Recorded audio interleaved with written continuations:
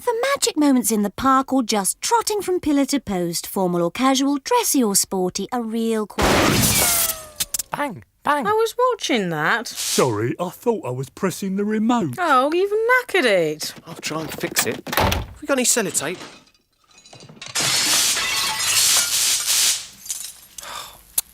I can't see any programmes. Now look at what you've done, Bad Bob. No programmes. Programmes? Who doesn't love Aardman animations? I think it's practically law at this point that you have to like them. And really, what's not to like? The company, which recently celebrated its 40th anniversary, now has a huge body of successful work behind it. Wallace and Gromit, of course, Shaun the Sheep, Chicken Run, The Pirates, Morph, Pib and Pog, Creature Comforts, and my personal favourite Aardman production, Rex the Runt. Yeah, why don't more people remember this show?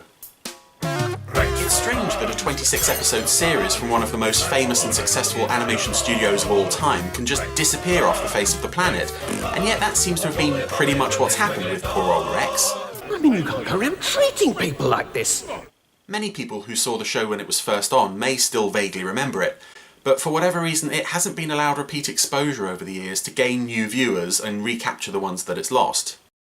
Oh, sorry. For those who aren't familiar with the show, let me bring you up to speed. Hello, I'm Rex, and welcome to my world. Our heroes are 4 plasticine dogs, led by Rex, a vain know-it-all who isn't anywhere near as clever or brave as he thinks he is. Also along for the ride are Wendy, the strongly independent and cynical female member of the gang. Makes you think, doesn't it? No. Bad Bob, a food-obsessed gun-toting inventor sporting an eye patch that can't decide what eye it's supposed to be covering. Who fancies a big cake? And not forgetting everybody's favourite... Vince. He's just eaten a chihuahua. Good. Well, it has been a long time since his breakfast. Sporting prominent buck teeth and operating either as an idiot or a genius, depending on the needs of the plot, Patchy plan. it's impossible to take your eyes off Vince whenever he's on the screen. He's just so adorable, and his occasional one-word utterances offer the only insight into whatever might be going on inside his disturbed little mind. Want to join the army? Rousers. What do you think, Vince? Tuesday. After shooting a hole in the TV and breaking all the programmes, this awesome foursome are ordered by the bloke that runs telly to fill in by having weekly adventures to keep viewers entertained. We've got to get a move on, because it's us. Or the test card. And you may say it sounds unlikely that there's one bloke that runs telly, but actually I got this job from the bloke that runs YouTube. Well, I say bloke, I think he's more of a crustacean. I am in charge of the whole YouTubes. Anyway, their bizarre adventures take them all over the world, right across the universe, and even back through time. Mankind discovers pets. Oh, very funny, Bob. But no matter what the setting, things are always sure to get very, very silly indeed. Especially thanks to such bizarre inventions as shrinking rays, giant mincing machines, and the go-back-in-timatron, which due to a slight design flaw can only go back 6 seconds. Timatron, which due to a slight design flaw can only go back 6 seconds. Timatron, which due to a slight design flaw can only go back 6 seconds. Timatron, which due to a slight design flaw can only go back 6 seconds. Do not worry, my online chums. I promise as soon as this becomes boring, I will make him stop. Timatron, which due to a slight design flaw can only go back 6 seconds. Timatron, which due to a slight design flaw can only go back 6 seconds. Timatron, which due to a slight design flaw can only go back 6 seconds. But I'll soon fix that. There's really no way to describe an average episode of the show, since it could be anything from a mission to find out what's at the centre of the Earth, to fighting time-displaced duplicates of themselves, What are you staring at? Nothing much. to flying a submarine into Vince's brain to find a cure for his random Pavarotti disease. It's a thing.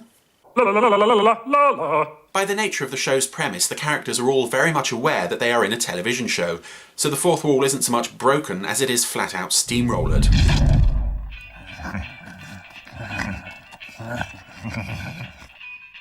The horror. There's plenty of in-jokes throughout the series, ranging from visual references to other TV shows and films, including an episode spoofing Rebel without a cause that's almost unfathomable unless you've actually seen that film. Come on, Vince. Let's go home. I'll explain it to you one day.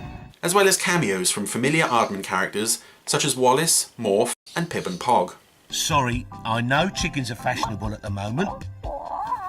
Along the way, they encounter other memorable characters, such as the Easter Island statues, Johnny Savaloy, Constable Funnyname... Is that your real name, by the way? No. And their recurring nemesis, Dr. Dog, who has a set fee for his services. £10, all right. Most of the secondary characters are voiced by famous guest stars, including Eddie Izzard, Kathy Burke, Bob Holness, Pam Ayres, Bob Monkhouse, and Stanley Unwin in his final TV acting role. Show business can be very fickle. You could be wearing gold underpants one minute and metally spirit down the throkus the next. All folly. But the most often seen characters are Paul Merton as Dr. Dog and Arthur Smith as Arthur Dustcart. Cheeky, cockney, sparrow, wheeler, dealer that I am. And speaking of Arthur Smith, this is perhaps a good point to delve a little into the show's history. Go on then, Mr. Time Lord. Although it was 1998 before Rex got his own show, the character actually made his first appearance in a short film called Ident, originally broadcast on Channel 4 in 1989. Written and directed by Richard Golozowski. By the way, am I saying that right? I think I'm saying it right, but whenever I say it, all I can hear is... Mike Wazowski! Anyway, this 5-minute oddity told the story of, well, a walking, talking plasticine phallus, voiced by Arthur Smith. What, me? Yeah. You. No. And his struggles to retain his identity in a world that's obsessed with reshaping people into whatever society expects them to be rather than allowing the individual freedom of expression. It's one of those films that you don't understand at all when you first see it as a kid, and then when you see it again as an adult, you really understand it. Rex appears throughout the film, but he's almost unrecognisable from his later form.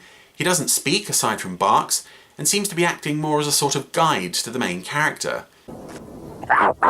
He then returned in 1991 in 2 short films. Very short, they're only each 2 minutes long. Dreams and Dinosaurs. Now, I don't think either of these were ever shown on television, and they certainly weren't released on video or DVD, so tracking down copies proved to be pretty easy, actually. Let's take a look at Dreams. Where the hell are we? It must be hell on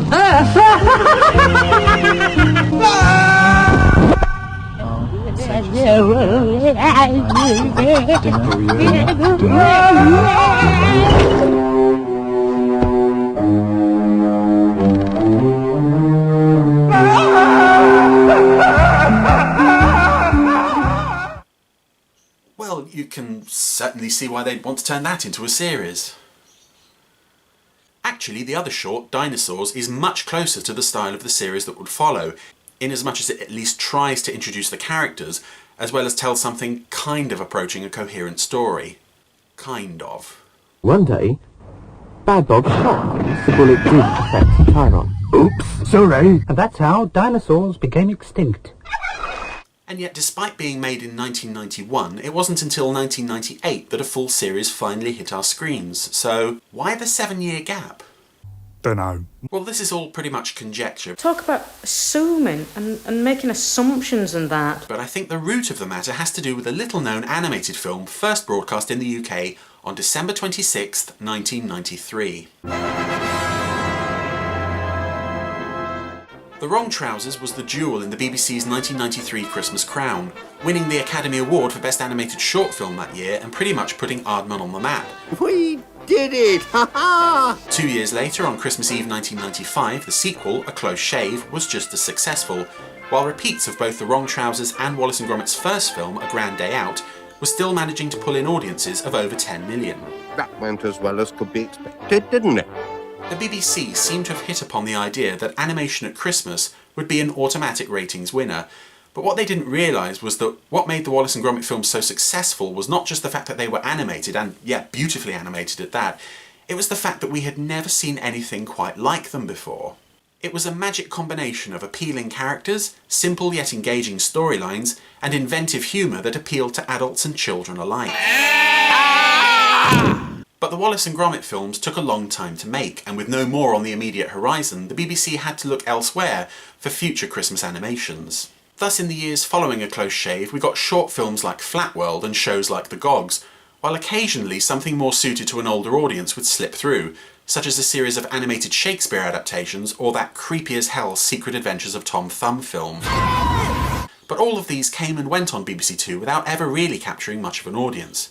Oh, don't get me wrong, they were all well made and worth watching, but there wasn't really anything there that was suitable for a family audience in the same way that Wallace and Gromit had been. So, when Aardman came to the BBC looking to make a series from a pair of shorts that featured cute plasticine dogs doing funny things, I'm thinking the BBC must have felt that they had another surefire winner on their hands and instantly commissioned a series. All reason is against it and all healthy instinct is for it. Hoping that this would be their big animation hit for Christmas 1998. And then the show was actually aired. And the complaints started coming in. As you may have noticed from the earlier clips, Golizowski's work tends more towards the surreal than anything you might find in Wallace and Gromit, so the show's bizarre storylines might have taken many viewers by surprise, but that's probably not what caused the problem. The real problem is in the dialogue. You're crap, you. Bastards! You're a big, fat, jelly, wobbly, fat bastard, Bob. Fat bastard. Shut up, you bastards! Keep in mind, this was being shown at 6:45 in the evening, peak family viewing time, and over the Christmas period too, so the language must have understandably worried many parents. It occasionally got even stronger than that. Where the f*** have you been? Although I have to admit there is some comedy value in hearing lovable Blockbusters host Bob Holness winding up to drop an F-bomb. Sorry to hear you've been the victim of crime. If we can be of any help in the future, please let us know. Lots of love, the police. Oh. It wasn't as though Aardman didn't already have a history of producing darker, less family-friendly films. The company didn't just pop into existence with Wallace and Gromit. Their entire output from the 1980s is extremely varied and includes many titles that I don't think would really be suitable for a family audience. The conversation piece shorts, for instance, are a dry slice of reality, which continued the Creature Comforts idea of setting real-life vox pop interviews and discussions to animation. He's a character, this man, isn't he? Yeah. You can cope with him all right, though, can you? That's the main thing. While Sweet Disaster Babylon, which presents a nightmare vision of the future that actually ends with almost all of the protagonists drowning in a river of blood, is certainly not family viewing. Rex, I think Vince is showing evidence of a rock and roll lifestyle problem. Really though, the strong language in Rex the Runt doesn't add anything to the show. There's no real reason for it to be there except to make it seem more adult. And so the BBC took a gamble by showing Rex uncut over the Christmas period, a gamble which didn't really seem to pay off in the face of criticism from concerned parents. Well, where's that got us? After Christmas, the remaining episodes were broadcast as quickly as possible, often late at night or on weekend afternoons. At first, even shredded, he ought to wash his mouth out. One of the late night episodes was probably the closest the series ever came to any genuinely adult content, but even then the offending material is kept completely off screen. Yowza. As Vince falls in love with and then marries a Hoover before, well, taking the relationship to its natural conclusion. But really, who hasn't had sex with a Hoover? Okay, look, I only did it once, and never again. Despite these minor controversies, the series was released on video soon after broadcast, and today is available on DVD in the States, which is odd because I've yet to see any evidence that it was ever broadcast there. But perhaps the biggest surprise I had on picking up the DVDs was the fact that, completely unknown to me, the series received a second season in 2002.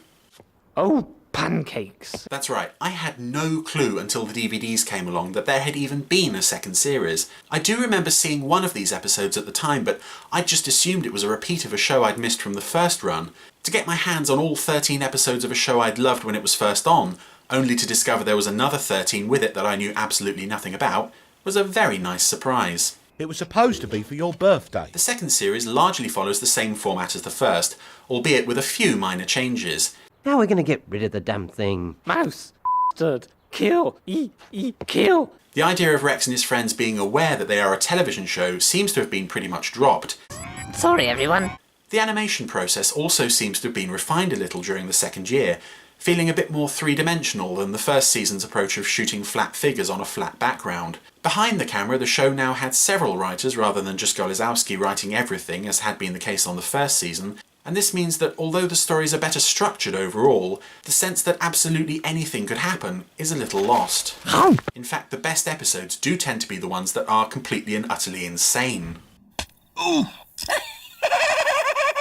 Shut up! Any show can do an episode about one of their characters becoming an artist or joining a gang, but only a series as demented as Rex the Runt could tell a story about a group of Welsh ants demolishing houses or a machine that can drill a hole through to Australia. Bye-bye. Eh? Oh, boy. My absolute favourite from the second series, though, has to be A Crap Day Out, in which a trip to the garden centre leads to the gang being taken hostage by talking carnivorous plants. Anyone for a house?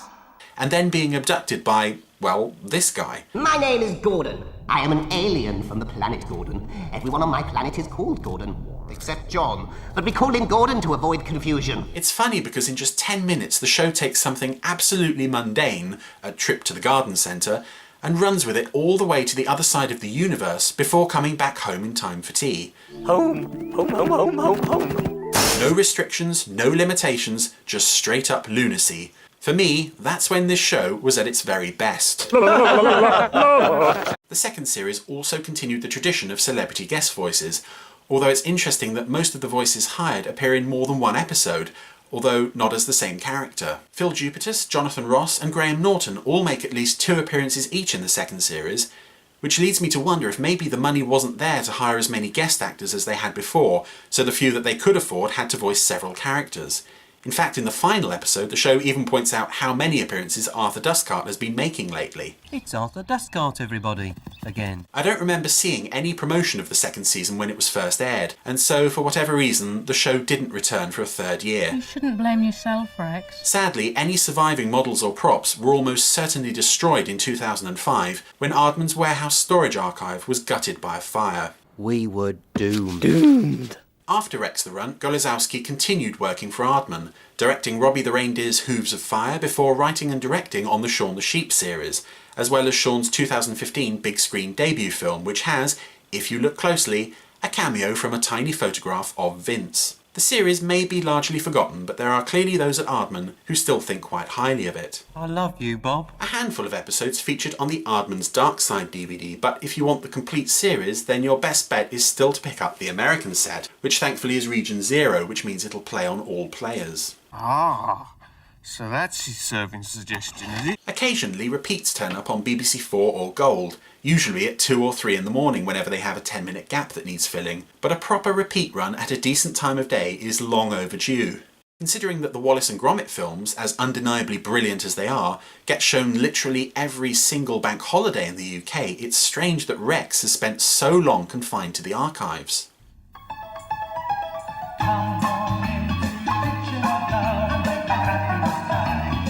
If you're unfamiliar with Rex the Runt, then I really would recommend you check out any episode you can get hold of, especially if you have a soft spot for very silly, very Python-esque humour.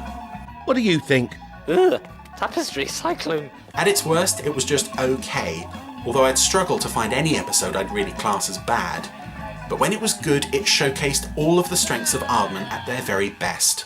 Their inventiveness, and humour, and terrific animation. And wood varnish. And wood varnish. Yes, thank you. Very important wood varnish. But if I had to sum up Rex's absence from our screens in one word, that word would probably be... Cobblers. Thank you, Vince. Now, if you'll excuse me, I just want to look up Richard Golizowski's page on Wikipedia. I just want to make sure I'm pronouncing his name correctly.